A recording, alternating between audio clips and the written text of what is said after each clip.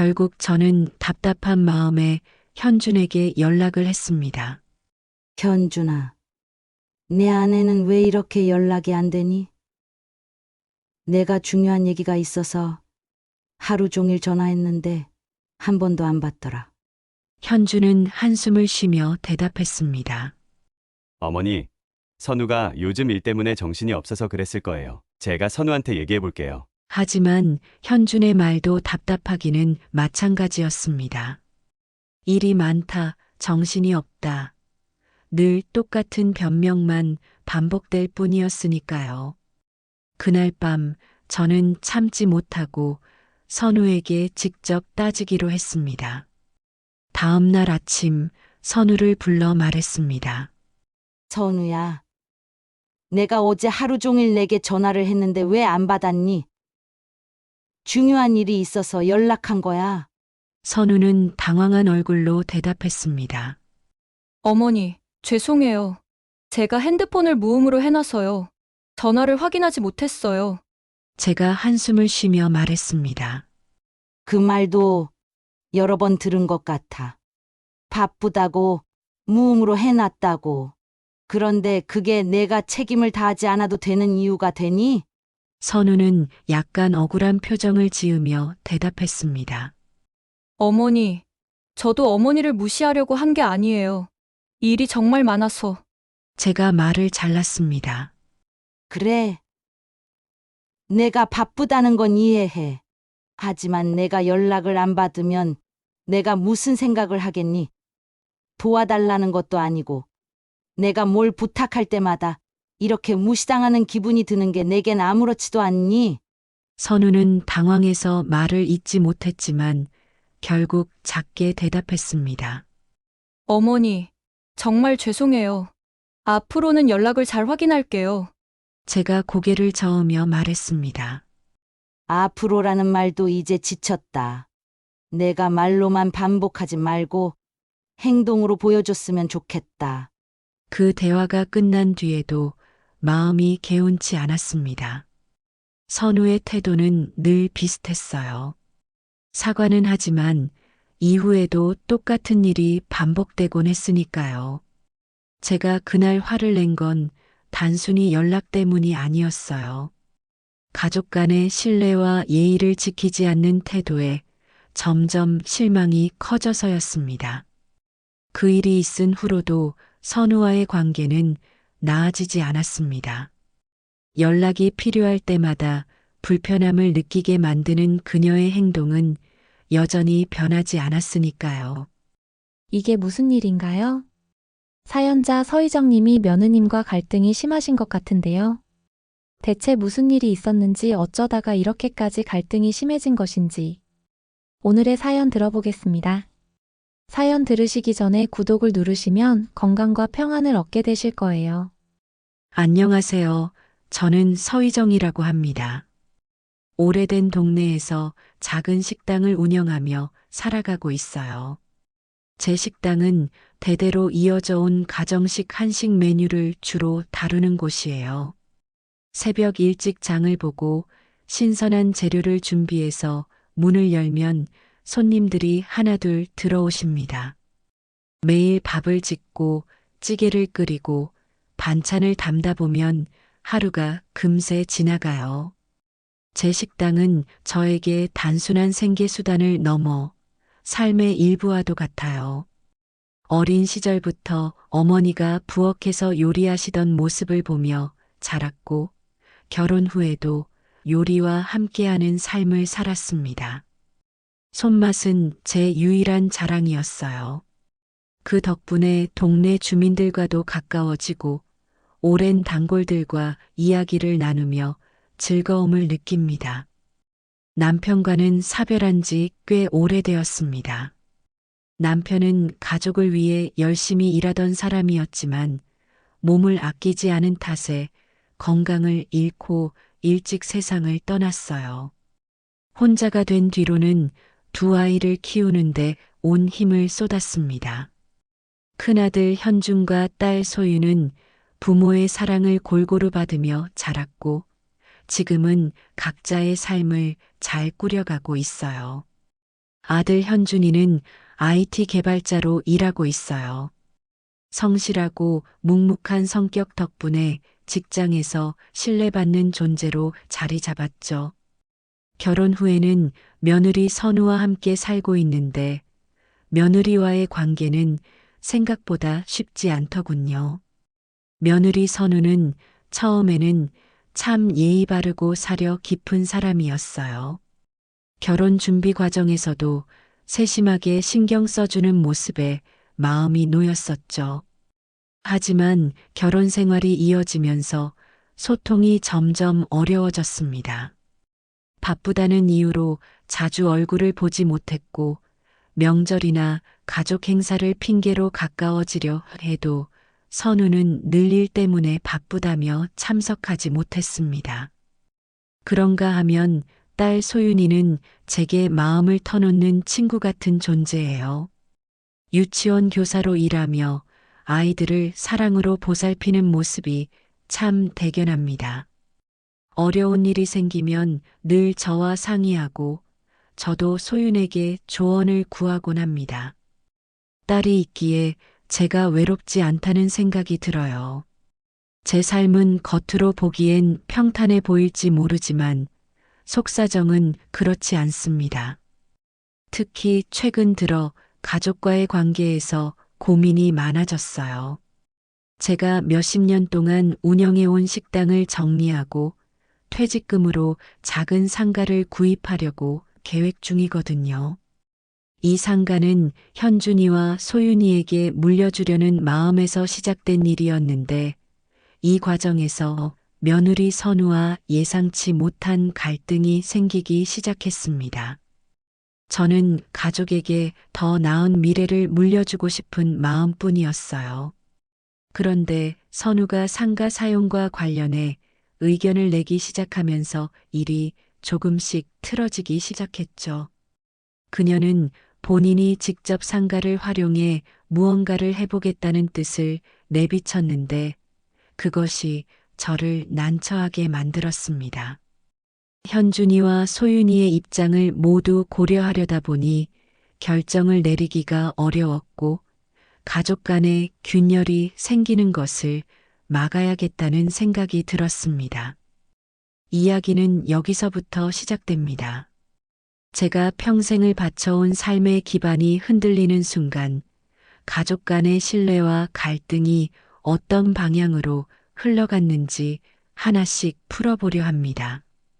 이 이야기를 들으며 여러분도 저와 함께 고민해 주셨으면 좋겠습니다. 제가 식당을 정리하고 상가를 구입하겠다는 결정을 한 건 꽤 오래전부터 계획했던 일이었습니다. 식당 일은 체력이 많이 필요한데 나이가 들수록 매일 아침부터 저녁까지 부엌에 서 있는 게 힘들어지더군요. 손님들은 제가 만든 음식이 좋다고 늘 칭찬해 주셨지만 제 몸은 점점 한계를 느꼈어요. 상가는 제가 오랫동안 꿈꾸던 투자였습니다. 아이들에게 물려줄 수 있는 안정적인 자산을 만들어주는 일이 저 스스로를 위하는 것보다 더 중요하다고 생각했거든요. 그렇게 몇 년 동안 저축하고 준비해 온 끝에 드디어 적당한 장소를 찾아 계약을 앞두고 있었습니다. 상가 구입 소식을 처음 알린 건 가족들이었어요. 저녁 식사를 함께 하던 자리에서 슬며시 이야기를 꺼냈죠. 현준아, 소윤아. 나 식당 그만두고 작은 상가 하나 사려고 한다. 너희도 알다시피 이제 체력도 딸리고 내가 이렇게 계속 일할 수는 없잖니. 상가를 사면 거기서 나오는 임대료로 생활도 하고 너희한테도 물려줄 수 있을 것 같아서.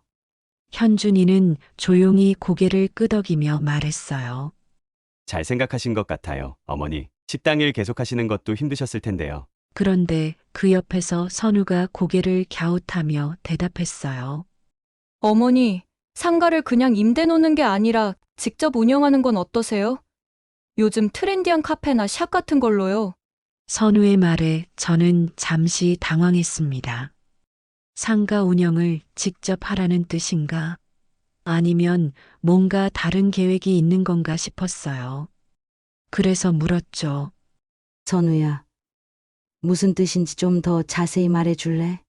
그녀는 생글생글 웃으며 말했어요. 제가 생각한 건요. 어머니께서 상가를 그냥 빌려주시는 대신 직접 관여하셔서 좀 더 활용 가치 있는 공간으로 만들어 보는 거예요. 요즘 제가 디자인 일 하면서 공간 컨셉 같은 걸 많이 배우고 있거든요. 어머니 가게에 아이디어를 얹으면 훨씬 멋질 것 같아요. 순간 저는 딱 잘라 말하고 싶은 충동을 느꼈습니다. 저는 이제 체력적으로 한계가 오고 식당 일을 그만두고 싶어 상가를 사는 건데 또 새로운 사업을 시작하라는 말로 들렸거든요. 그래서 말했죠. 선우야, 내가 무슨 대단한 꿈이 있어서 상가를 사려는 건 아니야. 그냥 아이들에게 안정적인 자산을 남겨주고 싶은 마음에서야. 선우는 잠깐 멈칫하더니 고개를 끄덕였습니다. 하지만 뭔가 더 하고 싶은 말이 있다는 표정이었어요.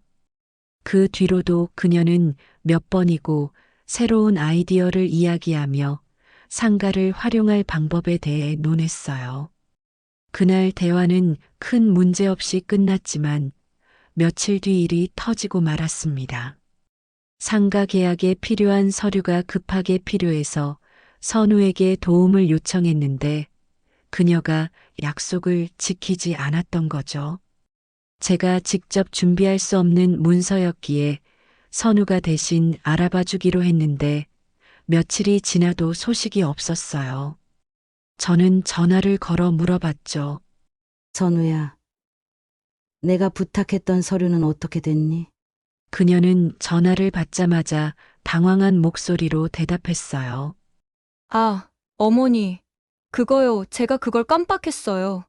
요즘 일이 너무 바빠서요. 죄송해요. 바로 처리할게요. 그 말을 듣는 순간 제 가슴이 철렁 내려앉았습니다. 서류가 필요한 기한이 이미 지나 있었거든요. 계약이 연기되었고 그 과정에서 작은 페널티까지 물어야 했어요. 다음 날 소윤이가 저를 찾아왔습니다. 엄마, 선우 올케가 부탁받은 서류를 준비 못해서 계약이 늦어졌다면서요. 제가 도와드릴게요. 뭐가 필요한지 말만 하세요. 소윤이의 이 말이 얼마나 고마웠는지 몰라요. 딸은 그날 하루 종일 서류를 준비하고 발로 뛰어준 덕분에 결국 계약을 마무리할 수 있었습니다. 하지만 제 마음속엔 씁쓸한 감정이 자리 잡았습니다. 선우가 서류를 준비하지 못한 것도 속상했지만 그녀의 태도가 더 문제였어요. 바쁘다는 이유로 약속을 잊었다고 해도 사과 한마디 제대로 하지 않고 책임지려는 노력도 보이지 않았으니까요. 그 일이 있고 나서 며칠 후 선우가 다시 제게 연락을 해왔습니다. 어머니, 그때 제가 서류를 못 챙겨드려서 정말 죄송했어요. 그런데 혹시 다음 주에 상가에 가서 구조를 한번 확인해 볼 수 있을까요? 그녀의 말투는 죄송하다는 느낌보단 여전히 가벼워 보였습니다. 제 마음은 복잡해졌고 대답을 하기도 전에 화가 치밀어 올랐습니다. 제가 대답했어요. 선우야, 내가 나한테 미안하다는 말을 하면서도 또 내가 하고 싶은 말로 끝나는구나. 장가 얘긴 내가 다시 생각해 볼 테니까 내일부터 잘 정리해라. 그 말에 선우는 잠시 말을 멈추더니 어색하게 웃으며 알겠다고 대답했지만 제 마음은 여전히 찜찜했습니다. 그날 밤 현준이와도 이야기를 나누었습니다. 너가 선우한테 잘 얘기 좀 해줘. 나 혼자서 이 상황을 계속 정리하려니 너무 힘들다. 현준이는 말했습니다. 어머니가 너무 민감하게 생각하시는 거 아닐까요? 선우도 나름 도와드리려고 노력하는데 그걸 잘 못 보시는 것 같아요. 현준이의 이런 말이 저를 더욱 화나게 했습니다. 도와주려고 노력하는 사람이 약속을 잊어버리고 핑계만 대겠니? 너도 그렇게 방관하지 말고 제대로 보고 판단 좀 해. 현준이는 더 이상 대답하지 않고 고개를 돌렸습니다. 그 모습에 저는 말없이 속이 타들어가는 것 같았습니다. 그리고 얼마 지나지 않아 예상치 못한 일이 벌어졌습니다. 며칠 뒤 딸 소윤이에게서 전화가 걸려왔습니다. 목소리가 심상치 않았어요. 엄마, 나 병원에 있어. 교통사고가 났어. 제가 그 말을 듣는 순간 머릿속이 하얘졌습니다. 병원? 사고? 소윤아, 어디 다친 거야? 크게 다친 건 아니지? 말이라도 해봐야 하는데 입이 떨리고 손이 덜덜 떨려왔습니다. 소유는 제 다급한 물음에 최대한 침착하게 말하려고 애쓰는 듯 했어요. 엄마, 너무 걱정하지 마. 골반 쪽에 금이 좀 갔다고는 했는데 수술해야 할 정도는 아니래. 한동안 입원하면서 치료받으면 된대. 말은 그렇게 했지만 제 마음은 이미 불안과 걱정으로 가득 차 있었습니다. 내가 바로 병원으로 갈게. 필요한 건 없어. 현준이랑 선우한테도 연락해 볼게. 병원으로 가는 택시 안에서 여러 가지 생각이 스쳐 지나갔습니다. 소윤이처럼 건강하고 활발한 애가 병원 신세를 지다니. 운전하던 사람은 무슨 생각으로 그렇게 운전을 했던 건지 분통이 터졌습니다. 병원에 도착해 소윤의 병실로 뛰어들어갔습니다. 그녀는 침대에 누워 있었고 다리에 기부스를 하고 있었습니다. 딸을 보자마자 눈물이 터져 나왔습니다. 소윤아, 너무 아프진 않아? 엄마가 옆에 있을게. 소윤은 제가 울먹이는 걸 보고 오히려 위로를 해줬습니다. 엄마, 나 괜찮아. 금방 나을 거야. 의사 선생님이 그랬어. 그렇게 소윤과 대화를 나누고 있는데 얼마 지나지 않아 현준과 선우도 병실로 들어왔습니다. 현준은 들어오자마자 소윤에게 달려가 걱정스러운 표정으로 물었습니다. 소윤아, 많이 놀랐지? 어디 아픈 데는 없어? 선우는 한 발짝 뒤에서 병실을 둘러보더니 소윤에게 다가와 애써 밝은 표정을 지으며 말했습니다. 정말 큰일 날 뻔했어요.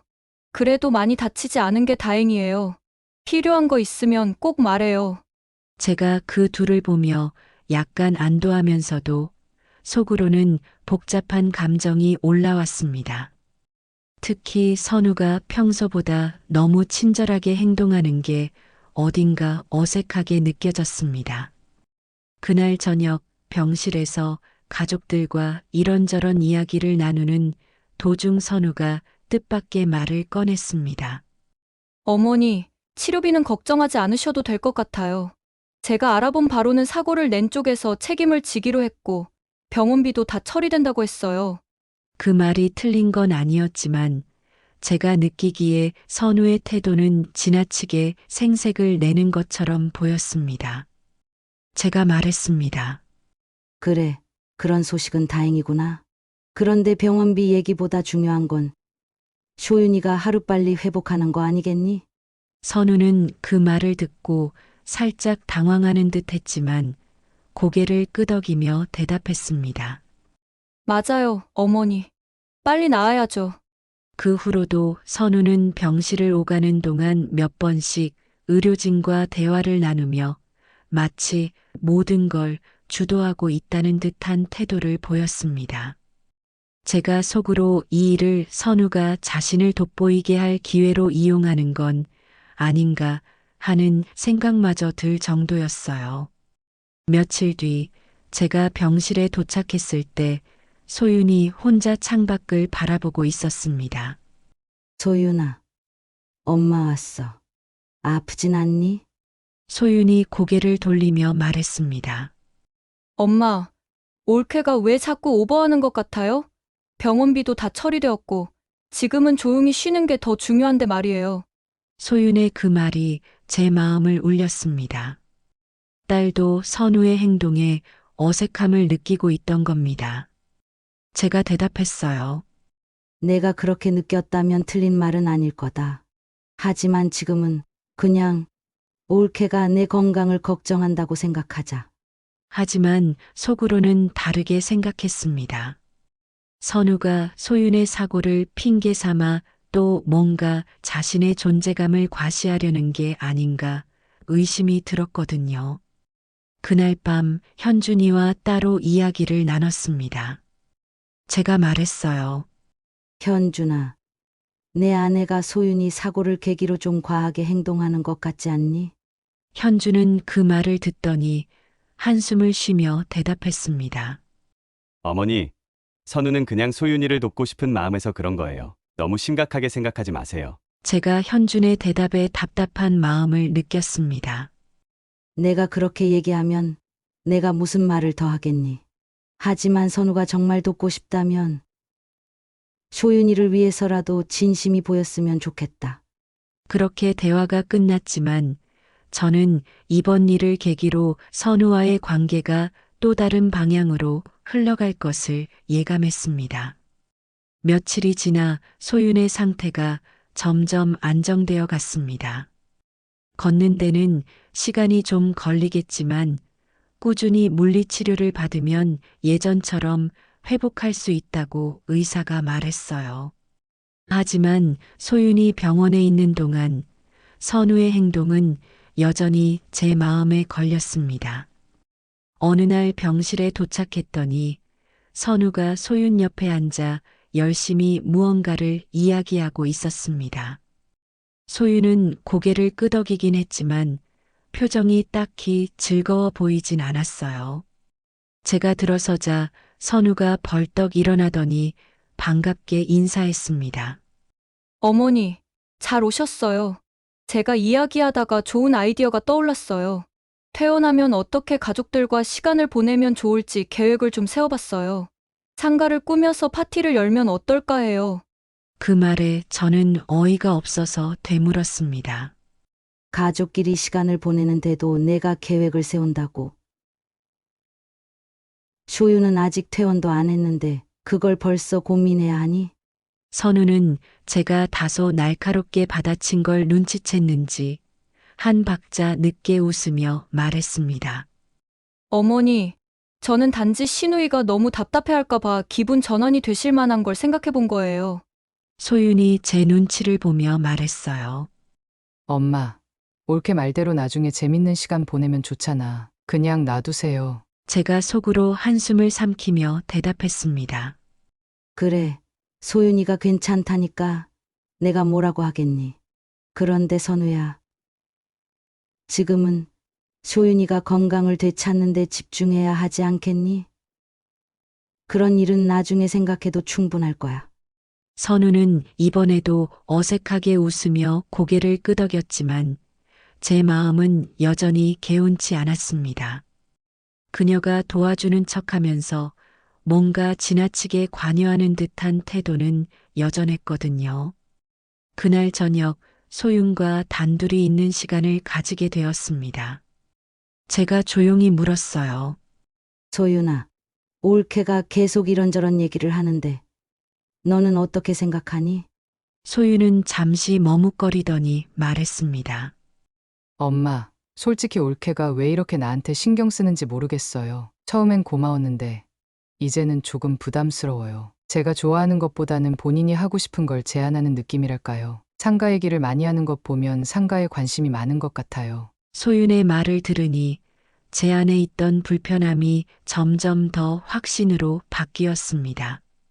선우가 정말 도와주고 싶다면 소윤의 의견을 먼저 물어봤어야 했는데 그녀는 그렇지 않았으니까요.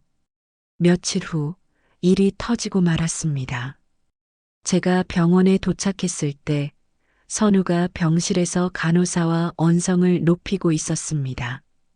저는 깜짝 놀라 병실 문 앞에서 멈춰섰습니다. 간호사가 침착하게 말하고 있었습니다. 환자분 보호자님, 병원 내규상 그렇게 처리할 수 없습니다. 저희가 말씀드린 절차를 따라 주셔야 합니다. 그런데 선우가 짜증 섞인 목소리로 대답했어요. 그러니까 제가 직접 해결하겠다고 했잖아요. 이렇게 비효율적으로 일 처리를 하니까 문제가 생기는 거예요.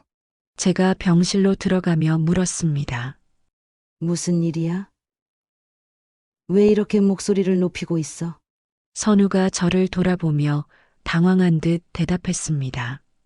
어머니, 별일 아니에요. 퇴원 일정 관련해서 간호사분과 얘기하다가 의견이 좀 달라서요. 그 말을 듣는 순간 제 안에 쌓여있던 불만이 폭발했습니다. 선우야, 내가 퇴원 일정에 대해 뭘 안다고 여기서 이러고 있니? 간호사분들은 환자를 돌보는 전문가야. 그런데 내가 전문가인 척 나서서 일을 복잡하게 만드는 게 도움이 된다고 생각하니? 선우는 제 말에 크게 당황하며 더듬거리듯 대답했습니다. 어머니, 저는 그저 신우이가 불편하지 않게 빨리 퇴원하길 바라는 마음에서. 제가 선우의 말을 끊었습니다. 내가 정말 신우이를 생각한다면 병원에서 해야 할 일을 간섭하지 않는 게 더 도와주는 일이야. 괜히 일만 더 꼬이게 만들지 말고 가만히 있는 것도 배려야. 간호사는 선우를 잠시 흘겨보더니 저에게 고개를 숙이며 말했습니다. 환자 보호자분, 저희가 퇴원 준비를 꼼꼼히 진행하겠습니다. 걱정 마세요. 간호사가 나간 뒤 병실 안은 잠시 침묵으로 가득 찼습니다.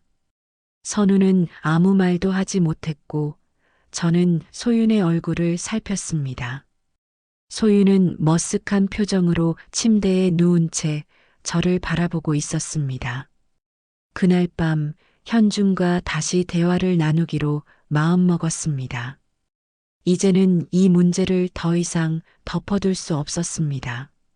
저녁에 집으로 돌아오자마자 현준을 불렀습니다. 현준아, 잠깐 얘기 좀 하자. 내 목소리가 단호해지니 현준도 심각한 대화를 예상했는지 소파에 앉으며 물었습니다. 무슨 일이에요, 어머니? 제가 깊게 숨을 들이마셨습니다. 너 병원에서 선우가 간호사랑 언성을 높인 일 알고 있니? 현준은 눈을 동그랗게 뜨며 고개를 저었습니다. 간호사랑요? 아니요, 무슨 일이 있었던 거예요? 제가 낮에 병원에서 벌어진 일을 자세히 설명했습니다. 선우가 소윤 퇴원 일정을 놓고 병원 절차를 무시하려 했던 일이며 간호사와 실랑이를 벌였던 상황까지 빠짐없이 말했습니다. 현주는 이야기를 듣는 내내 미간을 찌푸리더니 한숨을 쉬었습니다. 그 말에 제가 답답한 마음으로 덧붙였습니다. 현준아, 내 아내가 너무 나서는 게 문제야. 소윤이 입장을 생각한다면서도 자기 방식대로 처리하려다 일을 더 어렵게 만드는 걸 얘가 모르고 있으면 안 되잖니. 현주는 한동안 말없이 앉아 있다가 어렵게 입을 열었습니다. 어머니, 제가 선우한테 직접 얘기해 볼게요. 선우도 소윤을 위해서 한 일일 거예요. 다만, 제가 그 말을 끊고 말했습니다. 다만이라니, 현준아. 지금은 변명을 늘어놓을 때가 아니야. 너도 선우 행동이 지나치다는 걸 알잖아. 내가 아내와 소통하지 않고 계속 이렇게 두면 결국 가족들 사이가 더 멀어질 거야. 현주는 고개를 끄덕였지만 여전히 확신이 없는 얼굴이었습니다. 그날 밤 침대에 누워도 잠이 오지 않았습니다. 선우의 행동을 떠올릴수록 화가 나면서도 한편으로는 그녀가 왜 그렇게 행동하는지에 대한 의문이 떠올랐습니다. 정말 소윤을 걱정해서 그런 걸까? 아니면 자신이 돋보이고 싶어서 그런 걸까? 이제는 단순히 마음속으로만 생각할 수 없는 일이 되었습니다. 소윤이 퇴원하고 나면 선우와 단둘이 대화를 나눠야겠다는 결심을 했습니다. 그녀가 정말 가족을 위하는 마음에서 그런 행동을 한 것이라면 스스로 잘못을 깨닫게 해야 했습니다. 그렇게 며칠이 지나 드디어 소윤이 퇴원하게 되었습니다.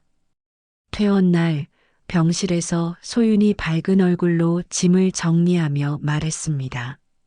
엄마, 이제 집에서 쉴 수 있으니 너무 좋아요. 정말 고생 많으셨어요. 제가 소윤의 손을 잡으며 대답했습니다. 내가 건강해지는 게 엄마한테는 가장 큰 위안이야. 이제 퇴원했으니 힘내서 빨리 회복하자. 하지만 속으로는 곧 있을 선우와의 대화가 떠올라 긴장감이 맴돌았습니다. 퇴원 후에는 반드시 이 문제를 정리해야겠다고 다시 한번 다짐했습니다. 소윤이 퇴원하고 집으로 돌아온 날, 저는 선우와 단둘이 이야기를 나눌 기회를 만들기로 마음먹었습니다.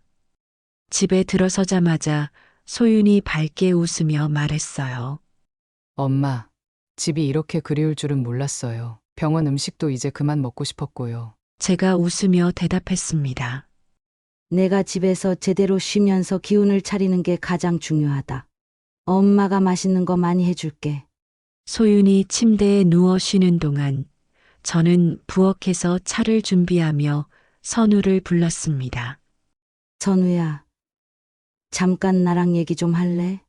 선우는 당황한 듯 잠시 망설이더니 부엌으로 들어왔습니다. 어머니, 무슨 일이세요? 저는 차를 그녀 앞으로 건네며 말했어요. 고생 많았지.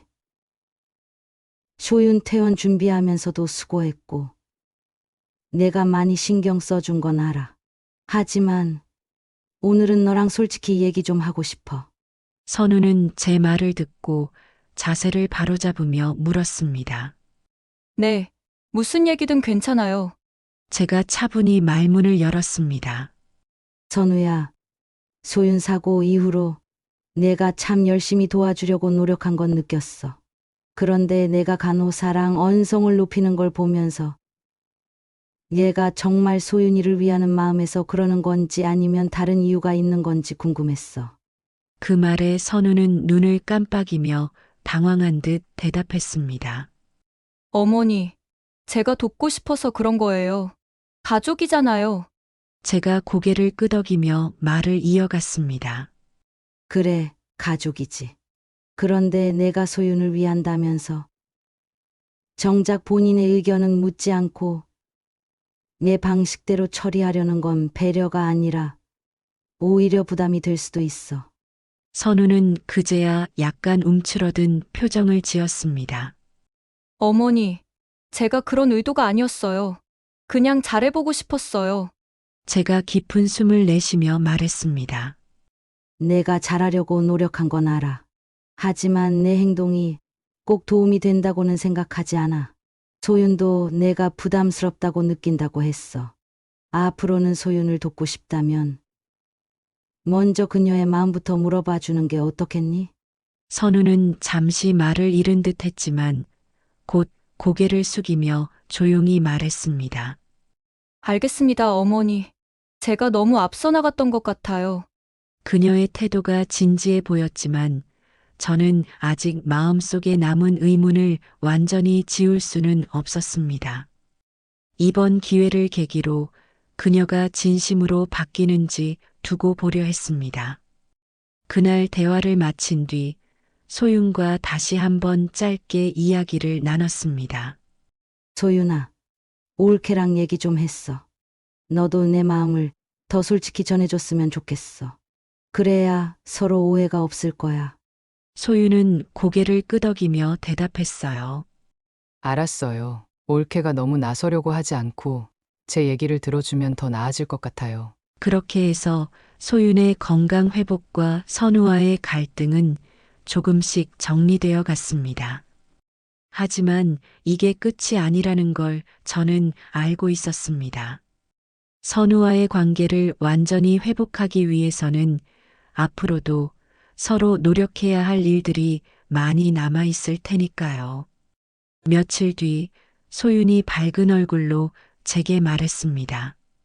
엄마, 올케가 오늘은 정말 제 얘기를 잘 들어줬어요. 제가 올케한테 고맙다고도 말했어요. 그 말을 듣고 제 마음도 조금은 가벼워졌습니다. 선우도 조금씩 변하기 시작한 걸까요? 그러나 그게 너무 큰 기대는 아니길 바라며 저는 다시 한번 마음을 다잡았습니다. 가족이란 서로가 맞춰가는데 시간이 필요한 존재라는 걸 알기에 저는 조금 더 기다려보기로 했습니다.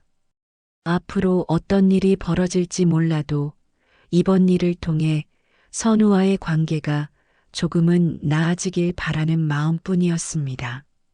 며칠간 소윤이 회복하는 모습을 보며 마음이 조금씩 편안해지는 것을 느꼈습니다. 올케와의 대화도 나름 의미가 있었던 것 같았고 소윤도 예전처럼 활기를 되찾아가는 것 같았으니까요. 하지만 가족이라는 것이 그렇듯 모든 문제가 한 번에 해결될 리는 없었습니다. 그날은 날씨가 참 좋았습니다. 소윤이 창문을 열어두고 바깥을 내다보며 웃으며 말했어요. 엄마, 이렇게 맑은 날이 너무 오랜만인 것 같아요. 몸도 좋아지니 바람 냄새도 더 상쾌하게 느껴져요. 제가 부엌에서 간단히 점심을 준비하며 대답했습니다.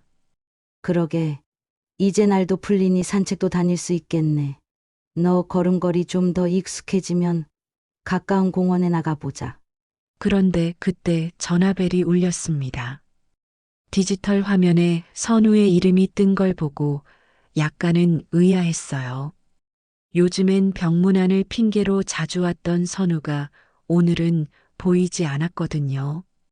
전화를 받자마자 선우가 다급한 목소리로 말했어요. 어머니, 큰일이에요. 상가 계약 관련해서 문제가 생겼어요. 제가 얼떨떨해서 되물었습니다. 문제가 생겼다니. 무슨 소리니? 계약은 이미 다 끝났잖아. 선우는 숨을 고르며 자세히 말했습니다. 제가 아는 변호사한테 상가 계약서를 보여줬는데 거기 조항 중 하나가 잘못 기재된 것 같아요. 그게 나중에 임대료에 영향을 줄 수 있는 문제라고 하더라고요. 그 말을 듣는 순간 제 머릿속이 복잡해졌습니다. 계약서라면 내가 직접 여러 번 검토하고 현준이랑도 상의했는데 왜 지금 와서 문제가 있다는 거지? 제가 차분히 물었습니다. 내가 계약서를 왜 변호사한테 보여줬니? 내가 아무 말도 안 했는데. 선우는 당황한 듯 대답했어요. 어머니, 제가 도와드리고 싶어서 그런 거예요. 혹시라도 문제가 생길까 봐 확인해 본 거예요. 제 목소리가 조금 올라갔습니다. 도와준다는 게 내가 내 허락도 없이 변호사한테 계약서를 보여주는 거니? 내가 이 계약을 얼마나 알고 있다고 이런 소리를 하니?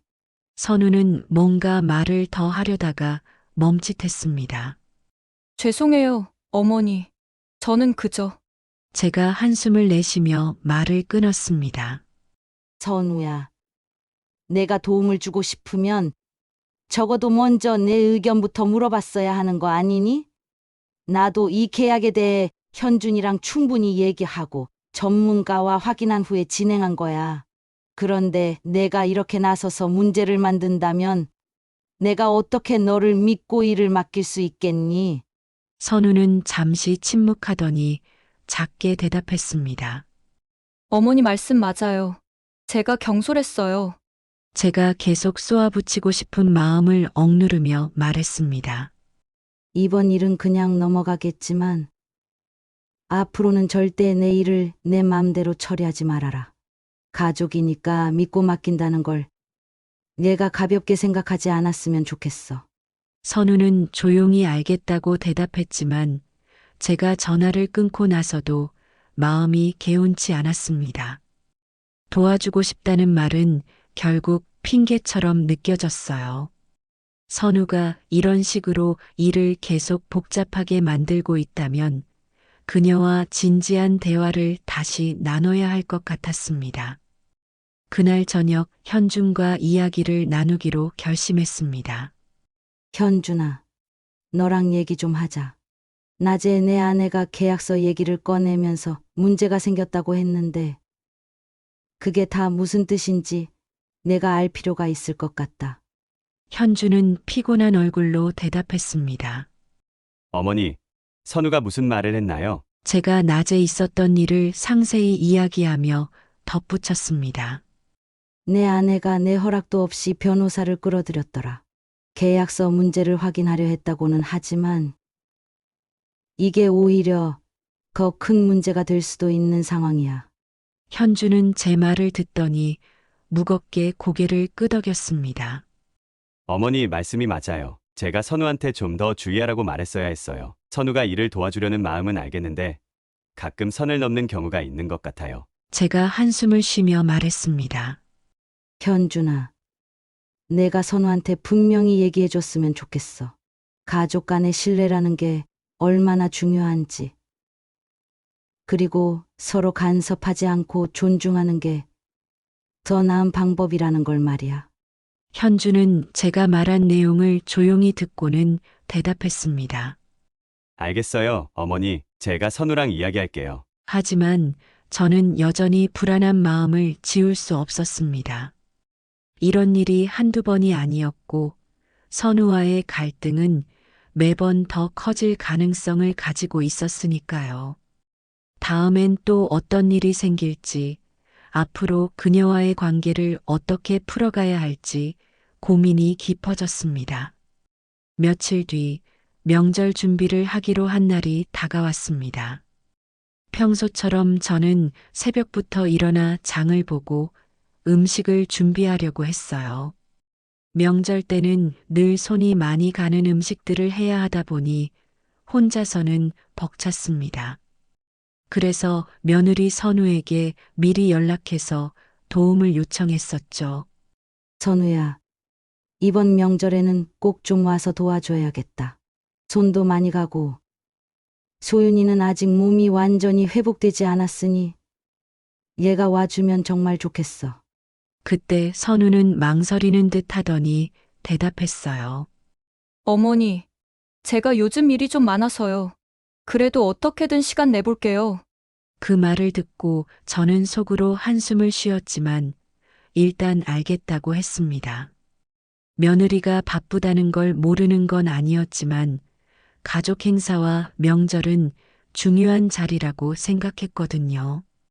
특히 이번 명절은 소윤이 사고 이후 처음 맞는 거라 가족들이 함께하는 모습이 소윤에게도 큰 위로가 될 거라 믿었어요.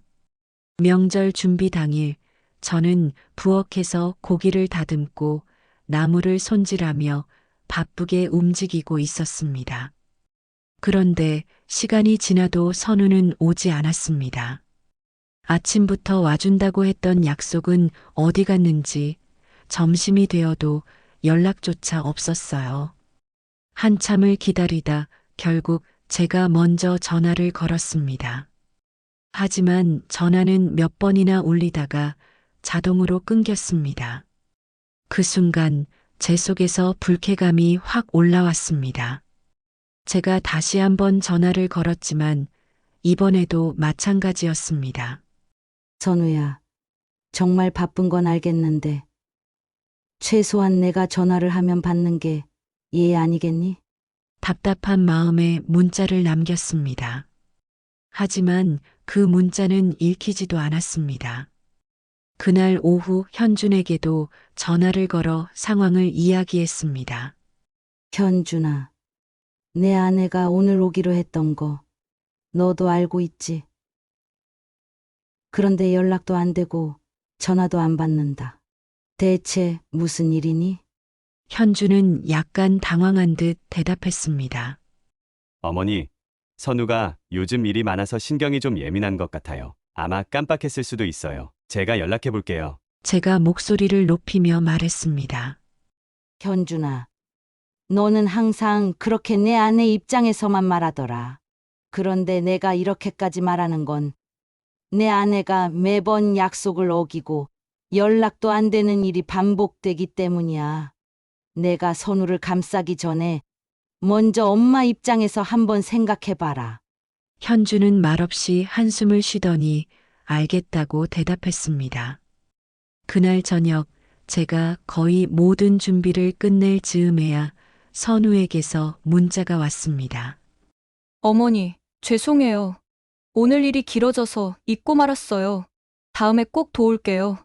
그 문자를 읽는 순간 제 안에서 참아왔던 불만이 폭발했습니다. 잊었다고? 약속을 깜빡했다고? 그렇게 쉽게 지나칠 일이 아니라고 생각했어요. 제가 선우에게 다시 문자를 보냈습니다. 선우야, 이런 식으로 약속을 어기고 매번 나중에 도와준다는 말로 넘어가려고 하지 마. 내가 아무리 바빠도 가족을 위해 시간을 내는 건 당연한 거야. 하지만 이번에도 선우는 답장을 하지 않았습니다. 그날 밤 현준이 퇴근 후 집에 왔을 때 제가 참지 못하고 말을 꺼냈습니다. 현준아, 오늘 내 아내가 한 행동이 정말 괜찮다고 생각하니? 매번 바쁘다고 핑계를 대면서 가족 행사도 제대로 챙기지 않으면 얘가 계속 이런 걸 이해해야 하니? 현주는 피곤한 얼굴로 대답했습니다.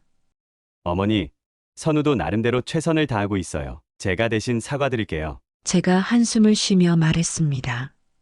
현준아, 너는 항상 이렇게 중립을 지키려고 하면서 오히려 더 갈등을 키우고 있어. 내 아내가 잘못한 건 확실히 말해줘야 하는 거 아니니? 내가 계속 너희 부부의 핑계를 받아주는 것도 이제 한계야. 현주는 아무 말도 하지 못했고 저는 그 대화를 끝으로 방으로 들어갔습니다. 그날 밤 저는 선우와의 관계를 다시 한번 돌아보며 답답함과 서운함을 떨칠 수 없었습니다. 다음 날 이 문제를 더 이상 넘어가지 않고 직접 선우와 이야기를 나눠야겠다는 결심을 했습니다. 다음 날 아침 저는 선우에게 직접 연락을 해야겠다고 마음먹었습니다. 밤새 생각해 보니 이렇게 계속 참는 건 저 스스로에게도 가족 관계에도 좋지 않을 것 같았어요. 선우가 진심으로 자신의 태도를 돌아보게 만들려면 더는 우회적으로 넘어갈 수 없다고 느꼈습니다. 아침 일찍 전화를 걸었습니다.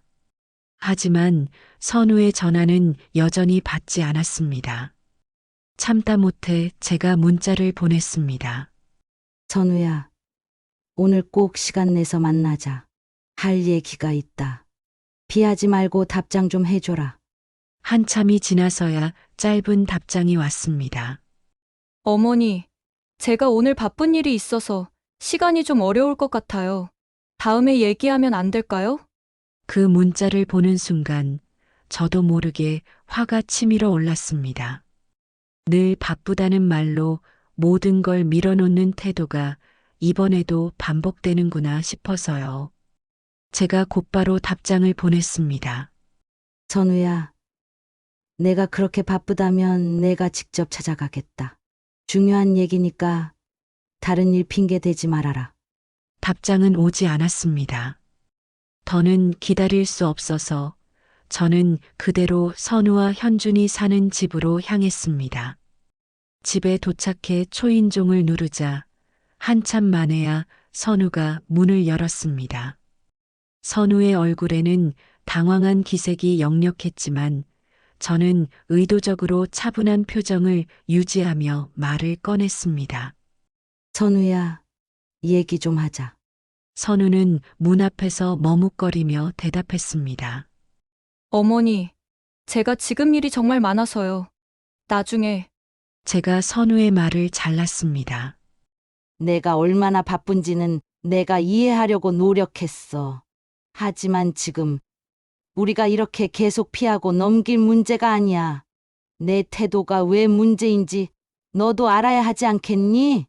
선우는 저를 안으로 들였지만 여전히 표정은 굳어 있었습니다. 저는 거실에 앉으며 본론을 꺼냈습니다. 선우야, 내가 우리 가족 행사를 대하는 태도에 대해 솔직히 말할게. 나는 내가 일을 열심히 하고 바쁘다는 걸 모르는 게 아니야. 하지만 바쁘다는 이유로 가족과의 약속을 계속 어기고 연락도 끊고 나중에야 문자 한 통으로 넘기는 건 문제가 있어. 선우는 제 말을 들으며 고개를 숙였지만 여전히 변명하려는 듯한 목소리로 말했습니다. 어머니, 제가 정말 일을 조율하려고 했는데 그게 생각처럼 안 되더라고요. 제가 깊은 숨을 내쉬며 대답했습니다. 내가 일을 조율하려고 노력했으면 최소한 나한테 먼저 상황을 알렸어야 했어. 그런데 내가 지금까지 해온 건 항상 바쁘다며 연락을 피하는 거였어. 너도 알겠지만 그게 얼마나 무례한 행동인지 생각해 봤니? 선우는 제 말을 듣고도 뚜렷한 반응을 보이지 않았습니다. 그러다 갑자기 고개를 들어 저를 바라보며 말했습니다. 어머니, 저도 노력하고 있는데 왜 항상 저한테만 이렇게 말씀하세요? 현준 씨는 아무 말도 안 하고 가만히 있는데 제가 혼자서 모든 걸 감당해야 하는 느낌이에요. 그 말을 듣는 순간 저는 잠시 멈칫했습니다. 선우의 말 속에는 분명 억울함이 묻어 있었지만 그렇다고 해서 그녀의 행동이 정당화될 수는 없었습니다. 그래서 제가 단호하게 말했습니다. 내가 그렇게 느꼈다면 내 남편인 현준이랑도 얘기해 보는 게 맞아. 하지만 내 행동은 그 이유로 용서받을 수 없어. 가족으로서 최소한의 책임과 예의는 지켜야 하는 거야. 선우는 아무 말도 하지 못하고 고개를 숙였습니다. 그때 마침 현준이 퇴근 후 집에 들어왔습니다. 어색한 분위기를 감지했는지 현준은 문을 닫으며 물었습니다. 무슨 일이에요, 어머니? 제가 현준을 바라보며 말했습니다. 내 아내와 중요한 얘기를 하고 있었어. 너도 앉아. 이제는 내가 이 문제에 대해 나서야 할 때야. 현준은 한숨을 쉬며 소파에 앉았고 저는 다시 말을 이어갔습니다. 현준아, 내 아내가 계속 바쁘다는 이유로 가족과의 약속을 지키지 못하는 건 이제 도를 넘었다고 생각해. 그런데 내가 항상 이렇게 방관만 하면 내가 누구한테 이 얘기를 해야 하겠니? 현준은 잠시 망설이더니 말했습니다. 어머니, 제가 선우한테 충분히 얘기할게요. 선우도 일부러 그러는 건 아닐 거예요. 제가 현준의 말을 잘랐습니다. 현준아, 그 말은 지금 내가 듣고 싶은 게 아니야. 내 아내가 어떤 이유든 간에 가족과의 관계를 개선하기 위해 노력하지 않는 건 사실이야. 내가 중간에서 중재해야지. 이렇게 계속 빠져나가면 갈등은 더 커질 수밖에 없어. 현준은 고개를 끄덕이며 대답했습니다. 어머니 말씀 알겠어요. 제가 선우랑 다시 이야기할게요. 그 대화를 끝으로 저는 집을 나섰습니다. 마음 한구석에는 여전히 답답함이 남아 있었지만 현준이 이번에는 정말로 행동을 바꿀 수 있기를 바랐습니다. 하지만 속으로는 또 다른 걱정이 밀려왔습니다. 선우와의 갈등이 단순히 태도의 문제만은 아닌 것 같다는 생각이 점점 강해졌거든요. 앞으로 또 어떤 일이 생길지, 그때는 또 어떻게 대처해야 할지 고민은 계속되었습니다. 며칠이 지나 선우와 현준과의 대화 이후로도 마음이 편치 않았습니다. 선우의 태도는 분명히 잘못되었다고 생각했지만 속으로는 여전히 찝찝함이 남아 있었거든요. 특히 상가 계약과 관련된 문제를 떠올리면 선우가 정말 가족을 위해 돕고 싶었던 건지 아니면 자신에게 이익이 되는 방향으로 나섰던 건지 헷갈릴 때가 많았습니다. 그날 아침 커피를 마시며 잠시 생각에 잠겼는데 문득 이런 생각이 들었습니다. 선우는 평소에는 연락이 잘 안 되더니 이상하게도 상가 관련된 얘기만 나오면 연락이 빠르고 적극적이었다는 겁니다. 제가 그 사실을 깨닫는 순간 속이 울컥했습니다. 가족 행사나 중요한 날엔 늘 바쁘다고 회피하면서 자기한테 이득이 될 만한 일이 있으면 누구보다 먼저 나서는 게 아닐까 싶었거든요. 이 생각을 확인해 보기로 마음먹었습니다. 이번엔 제가 선우를 상대로 똑같이 행동해 보기로 했습니다. 그날 오후 선우에게 문자를 보냈습니다. 선우야, 상가 관련해서 할 얘기가 좀 있는데 내가 시간 좀 내줄 수 있겠니? 그 문자를 보내자마자 놀랍게도 몇 분도 지나지 않아 답장이 왔습니다. 어머니, 무슨 일이세요? 제가 오늘은 바쁜데 내일은 시간 낼 수 있을 것 같아요. 제가 일부러 느긋하게 대답했습니다. 급한 건 아니야. 내가 편한 시간에 맞춰 얘기하자. 그러자 선우는 바로 전화를 걸어왔습니다. 평소라면 전화는커녕 답장조차 뜸하던 선우가 이렇게 적극적으로 반응하는 모습이 우습기도 하고 씁쓸하기도 했습니다. 하지만 저는 전화를 받지 않았습니다. 몇 번이고 울리는 전화벨을 무시하며 생각했죠. 내가 평소에 내가 연락할 때 무시했던 기분이 바로 이랬겠지.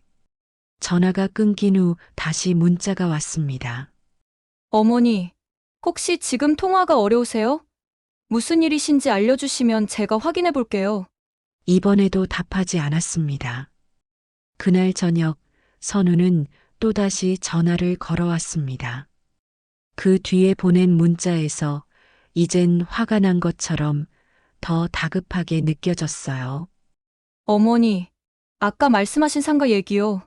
정말 무슨 일인지 알려주세요. 혹시 문제라도 생긴 건 아니죠? 저는 여전히 전화를 받지 않았습니다. 문자를 보낼까 생각했지만 일부러 더 시간을 끌며 선우를 기다리게 했습니다. 다음 날 선우가 아침 일찍 문자를 보냈습니다. 어머니, 저 정말 걱정돼요. 상가 얘기 꼭 말씀해 주세요. 제가 도움드릴 수 있는 거라면 뭐든 할게요. 그 메시지를 보는 순간 속이 터져 나오는 듯 했습니다. 가족 행사 때는 그렇게 바쁘다고 하더니 상가 얘기만 나오면 왜 이렇게 적극적인 거지? 제가 일부러 혼잣말을 했습니다. 상가에 관심이 있어서 그런 거라면 정말 웃기지도 않다고 생각했습니다. 저는 선우의 메시지에 다시 답하지 않고 시간을 더 보냈습니다. 일부러 기다리게 만들고 싶었거든요. 저녁이 되자 선우는 결국 전화를 또 걸어왔습니다. 이번엔 문자가 공격적이었습니다. 어머니, 제가 뭐 잘못했나요? 왜 이렇게 말씀을 안 해주세요? 저는 이번에도 전화를 받지 않았습니다. 이대로 놔두면 더 큰 불만을 쏟아낼 것 같아 이제 본격적으로 대화를 해야 할 시점이라고 생각했어요. 다음 날 아침 제가 먼저 문자를 보냈습니다. 선우야, 상가 얘기는 천천히 해도 되겠다. 내가 바쁘다니 나도 더 생각해 볼 시간을 가지려고. 그 문자를 보내자 선우는 곧바로 답장했습니다. 어머니, 정말 죄송해요. 저 안 바빠요. 상가 얘기 꼭 말씀해 주세요. 그 문자를 보고 제가 정말 가슴속에 쌓였던 말을 해야겠다고 마음먹었습니다. 선우야, 오늘 저녁에 집에서 보자. 나랑 정말 중요한 얘기를 해야겠어. 선우는 곧바로 알겠다고 답장을 보냈지만 저는 이번에는 그녀와의 대화를 단순히 상가 문제로 끝내지 않으리라 결심했습니다. 그녀의 행동 뒤에 있는 진짜 의도를 드러내고 가족으로서 해야 할 역할에 대해 분명히 말할 생각이었으니까요. 저녁 시간이 되자 선우가 현준과 함께 집으로 왔습니다. 그녀의 얼굴에는 약간의 긴장과 걱정이 묻어 있었어요. 현준도 분위기를 감지한 듯 조용히 저를 바라봤습니다. 제가 그들을 거실로 안내하며 말했습니다. 앉아. 오늘은 정말 중요한 얘기를 하려고 해. 선우는 머뭇거리며 앉았고 현주는 옆에서 묵묵히 자리를 잡았습니다. 제가 차분히 말을 꺼냈습니다. 선우야, 지난 며칠 동안 내가 내 연락을 일부러 피한 걸 눈치챘니? 선우는 깜짝 놀란 표정으로 대답했습니다. 어머니, 일부러요? 왜 그러셨어요? 제가 고개를 끄덕이며 말했습니다. 맞아. 일부러 그랬어. 내가 왜 연락을 잘 받지 않는지 내가 한번 똑같이 해보고 싶었거든. 그런데 참 재미있더라. 평소엔 그렇게 연락이 안 되던 내가 상가 얘기를 꺼내니까 몇 분도 안 돼서 답장이 오더구나. 그 말을 듣는 순간 선우의 표정이 굳어졌습니다. 그녀는 입술을 깨물며 말했습니다. 어머니, 저는 그런 의도로 연락한 게 아니에요. 상가는 어머니께 중요한 일이잖아요. 그래서 신경 쓴 거예요. 제가 쓴웃음을 지으며 대답했습니다. 선우야, 너 정말 그렇게 생각하니? 내가 정말 내 일을 걱정해서 그런 거라면 왜 가족 행사나 명절 때는 바쁘다고 하면서 연락조차 안 되는 건데 내가 필요하다고 느낄 땐 이렇게 적극적이면서 내가 너를 필요로 할 땐 바쁘다며 무시하는 게 진짜 이유가 뭐야? 선우는 당황한 듯 고개를 돌리며 말을 잇지 못했습니다. 현준이 그 모습을 보고 대신 말했어요. 어머니, 선우가 일부러 그런 건 아닐 거예요. 요즘 정말 바쁘기도 했고, 제가 현준을 바라보며 말을 잘랐습니다. 현준아, 너도 이런 상황을 계속 변명으로 넘기지 마. 내 아내가 상가에만 관심을 보이고 다른 일은 뒷전으로 미루는 건 명백한 사실이야. 내가 중간에서 문제를 바로잡지 않으니까 내가 이 얘기를 계속해야 하는 거잖아. 현준은 난감한 표정을 지었지만 아무 말도 하지 못했습니다. 선우는 고개를 들고 조심스럽게 말했습니다. 어머니, 제가 더 신경 쓰겠습니다. 가족 행사든 뭐든 앞으로는 꼭 시간을 낼게요. 제가 한숨을 쉬며 말했습니다. 선우야, 그 말도 여러 번 들었어. 하지만 말만 하지 말고 행동으로 보여줘.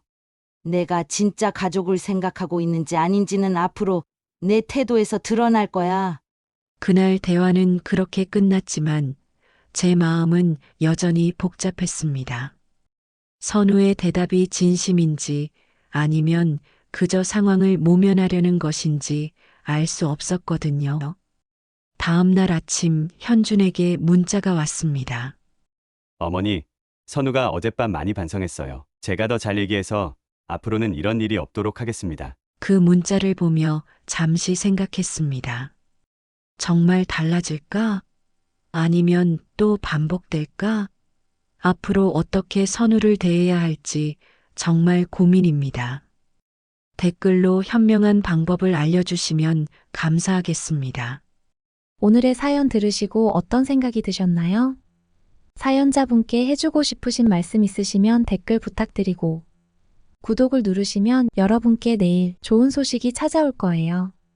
그럼 다음 사연에서 만나 뵙겠습니다. 감사합니다.